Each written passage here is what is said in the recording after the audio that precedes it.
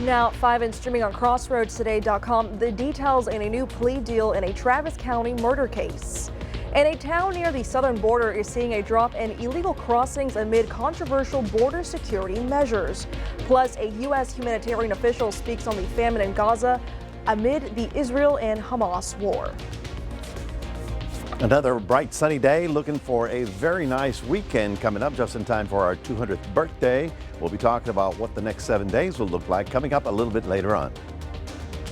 A new EPA rules on toxic pollution hits 3 chemical plants in the Crossroads. You're watching 25 News Now at 5. Good afternoon and thanks for being with us. I'm Karina Garcia.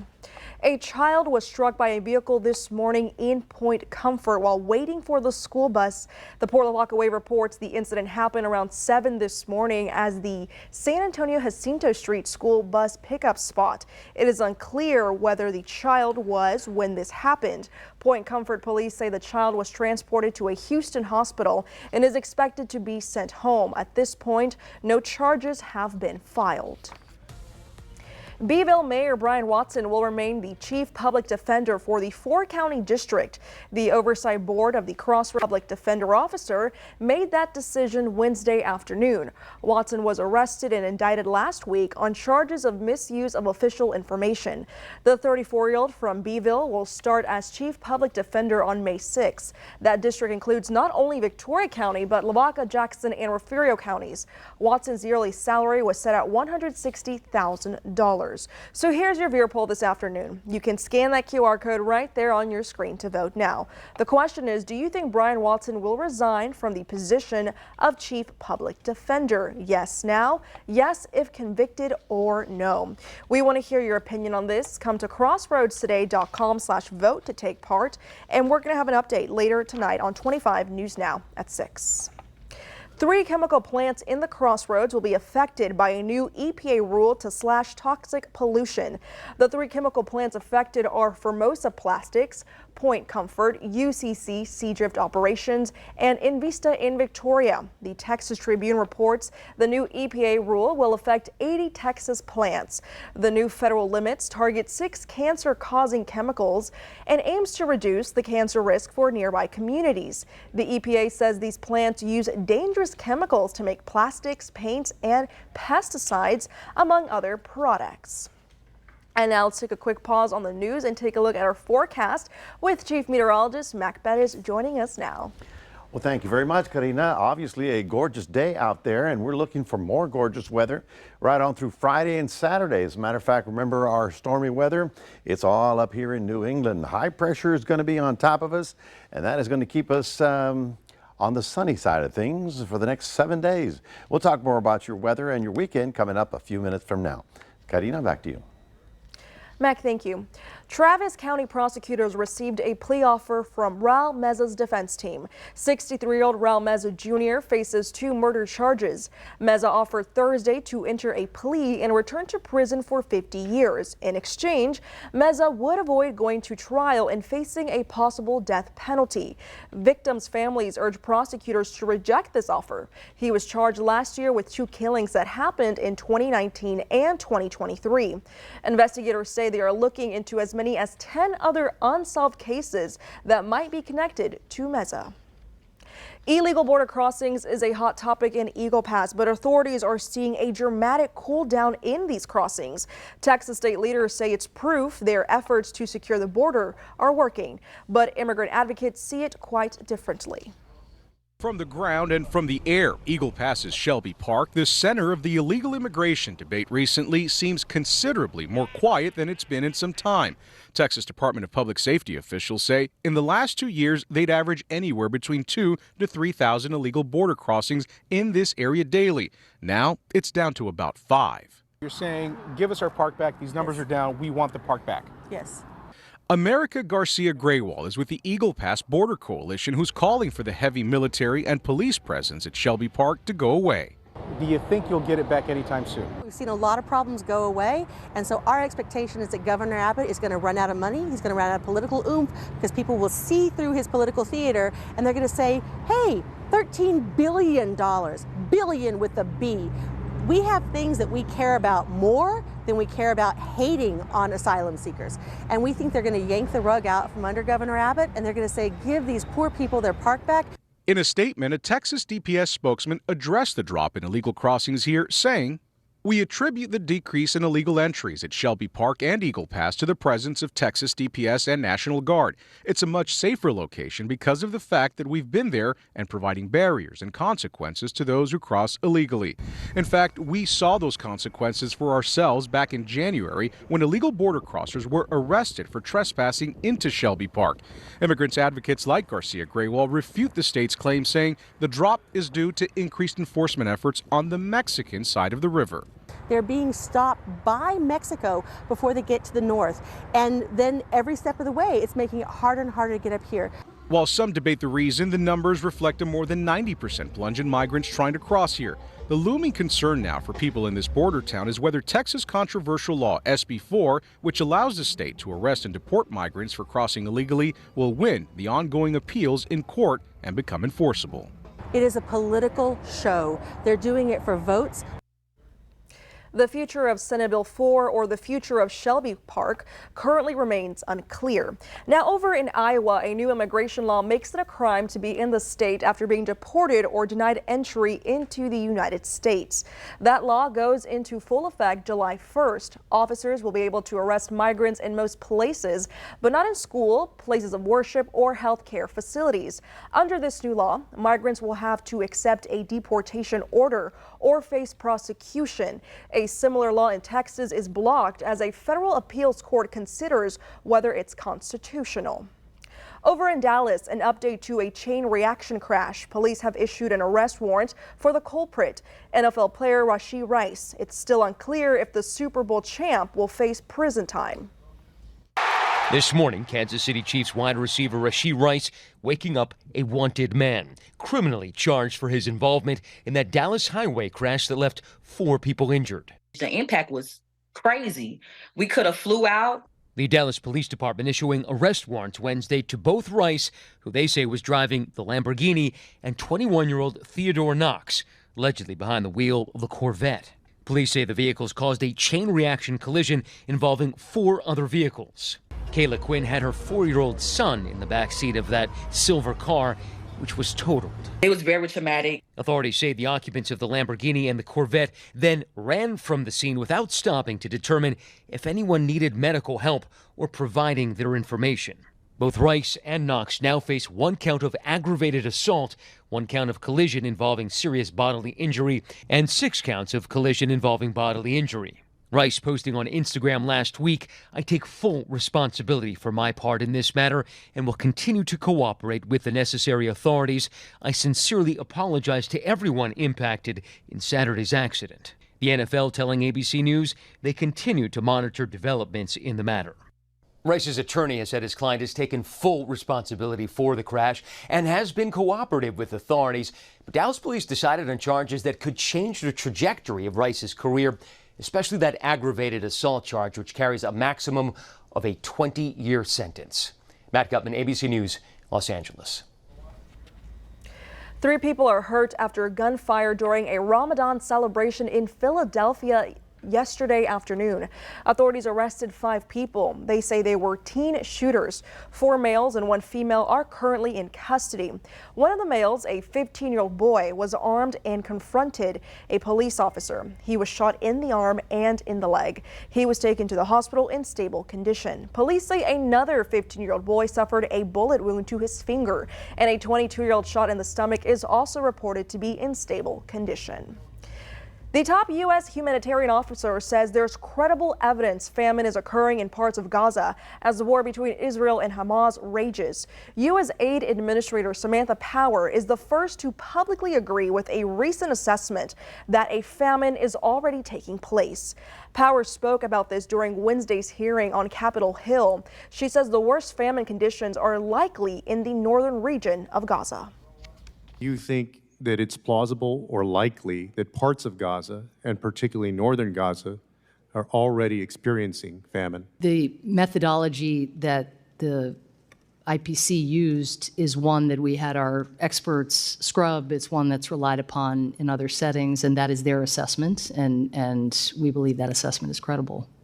So there's famine is already occurring there. That is, Yeah. yes. This assessment will likely fuel more calls for the Biden administration to put restrictions on its military aid to Israel. Federal law bars assistance to countries that prohibit or restrict the transport of delivery of U.S. humanitarian assistance. Main Street in downtown Victoria will close Friday for the installation of a statue base. It's the new statue of the Martin de Leon and Patricia de la Garza. The statue will be unveiled during a ceremony at 1 p.m. Saturday as part of Victoria's bicentennial celebration. Now remember to subscribe to our YouTube channel, Crossroads Today. Hit the like button and click that notification bell. For now, stay with us. A former interpreter for one of baseball's biggest stars is facing federal bank fraud charges. Straight ahead on 25 News Now at 5, the accused amount he's stolen. Also ahead, a disease once considered eliminated in the early 2000s might lose that status due to rising cases. The CDC's report next.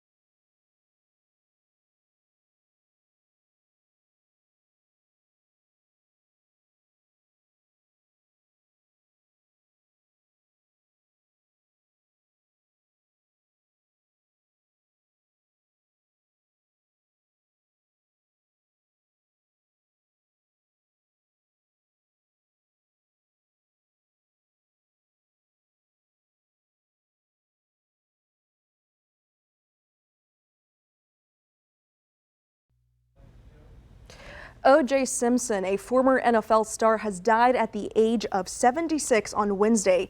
His family made the announcement today in a statement on O.J. Simpson's X, formerly known as Twitter account. Last year, Simpson announced he was battling prostate cancer. His legacy was forever overshadowed by the 1994 slayings of Nicole Brown Simpson and her friend. A criminal report jury found him not guilty of murder, but a separate civil trial jury found him liable. Now, the former interpreter to a Los Angeles Dodgers superstar is charged with stealing $16 million from him. The U.S. attorney in Los Angeles announced federal bank fraud charges against this man. His interpreter was fired last month after his lawyers accused him of theft. The prosecution claims he impersonated the baseball player and lied to bank employees to access his funds to fueling his gambling addiction. And when he won, he routed the money into his account instead of the baseball players. If convicted, he could face up to 30 years in prison. Rising measles cases could result in a change of its classification. The CDC reported more than 100 cases of measles in the U.S. since January. From today's report, the CDC says if there's a major spread, measles could soon lose its elimination status. The disease was officially eliminated in the 2000s, meaning there hasn't been an outbreak in a 12-month period. However, from 2020 through March of this year, more than 300 cases were confirmed. The CDC is encouraging people to get a measles shot to prevent the spread from happening. In the U.S., the CDC says black women are 3 times more likely to die from a pregnancy-related cause compared to white women, and most of these deaths are preventable.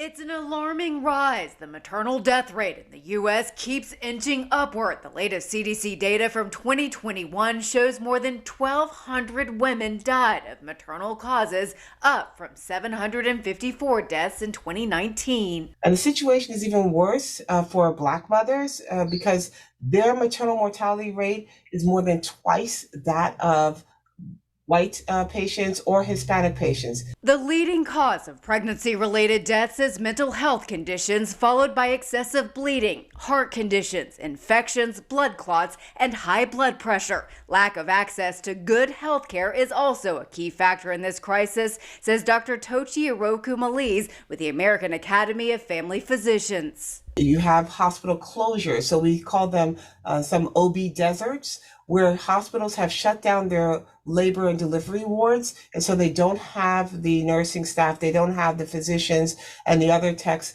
available to take care of these patients. The CDC says more than 80% of pregnancy-related deaths are preventable. Pregnant people and their families are urged to talk to a doctor if something is off or concerning. Recognize urgent maternal warning signs, including severe headache, extreme swelling of the hands or face, trouble breathing, or heavy vaginal bleeding, and seek immediate care if they're experiencing any of these symptoms.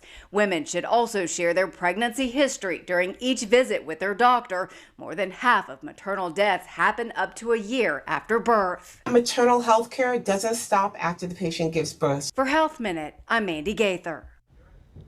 A woman in Indianapolis managed to escape her car after getting caught in rising flood waters, all thanks to encouraging bystanders. Police say the woman's car was among several towed from the streets this morning. Luckily, no one was hurt. Authorities have since put out a reminder that says, turn around, don't drown. You guys, we hear it all the time. If you can't see the road ahead of you, there's no way to know just exactly how deep that water is. Well said. That's what I would have said too, because, and you notice when the car goes in the water, 12 inches is about all it takes to start to float. And the front end of the engine, where the engine is, that's going to sink down first. Well, we've got our live picture here, and we have a little friend sort of joining us here today. It's kind of neat. Hi, little friend. Anyway, we're looking at a pretty nice day there, 83 right about now, a little warm this afternoon. After a beautiful morning, that is our high temperature, slightly above normal. But I'll tell you, these temperatures are going to be very delightful because we have very little humidity in the air. How about the weekend? It's going to be a good one. We'll have that coming up in a moment.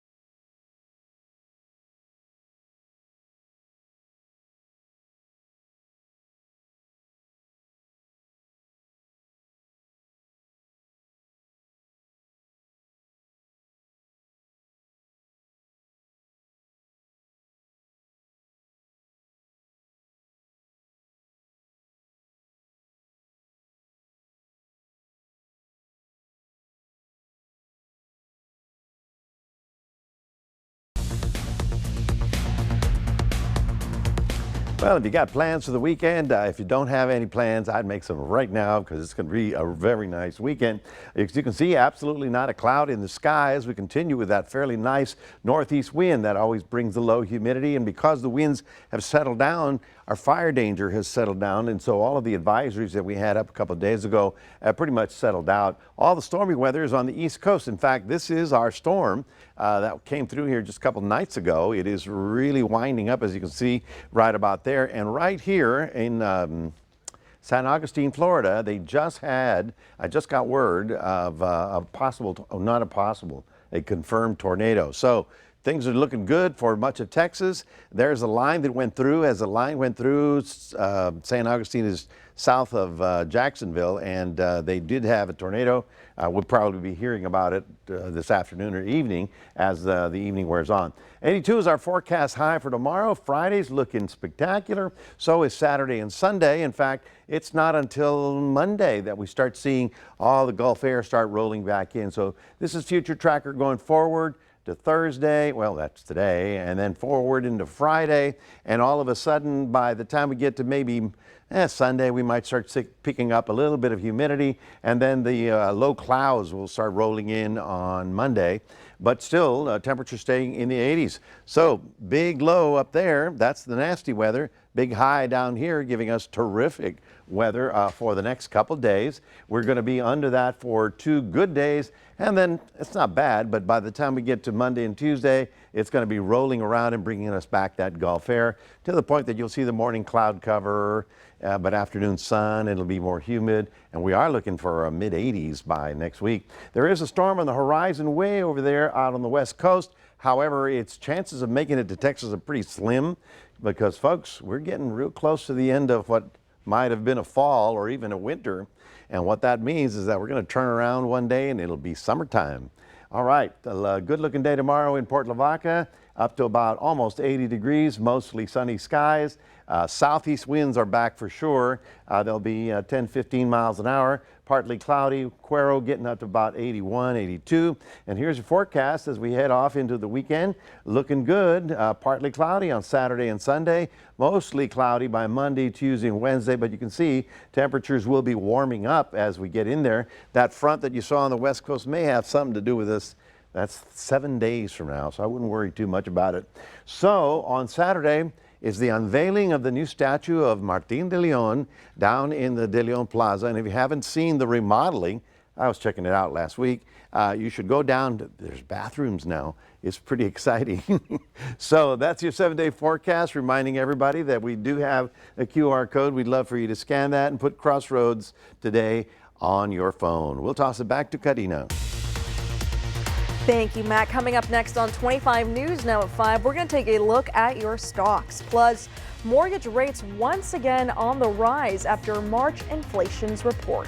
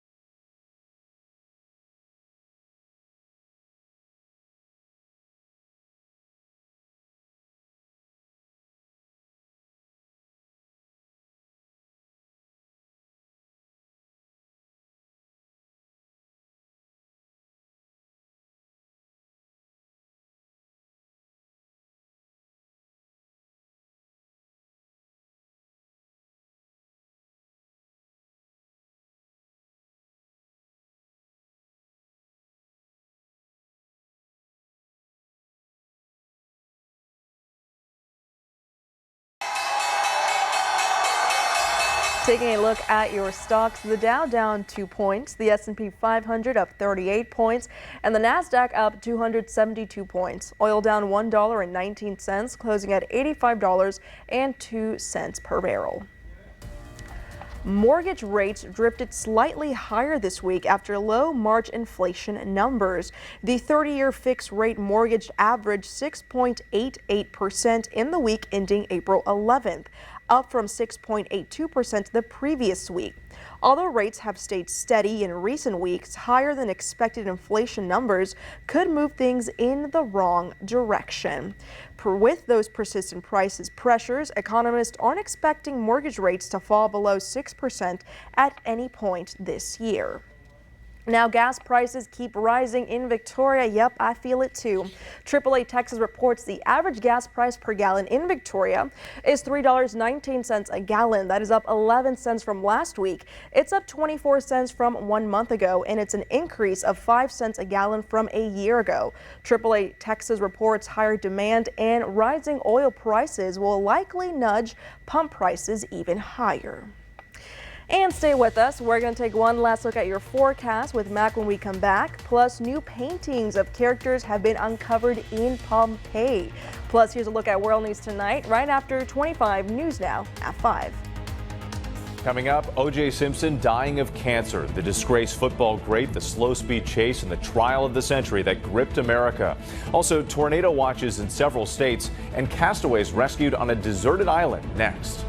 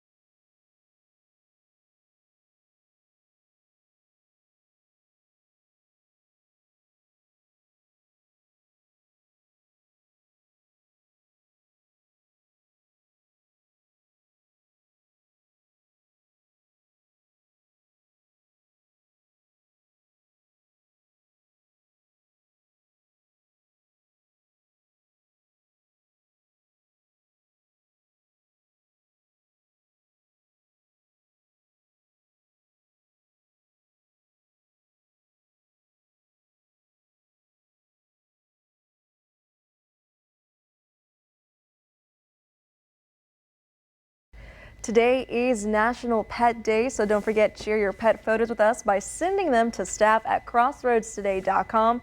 Thank you to Ray and Jeremy for sending in pictures of their cats.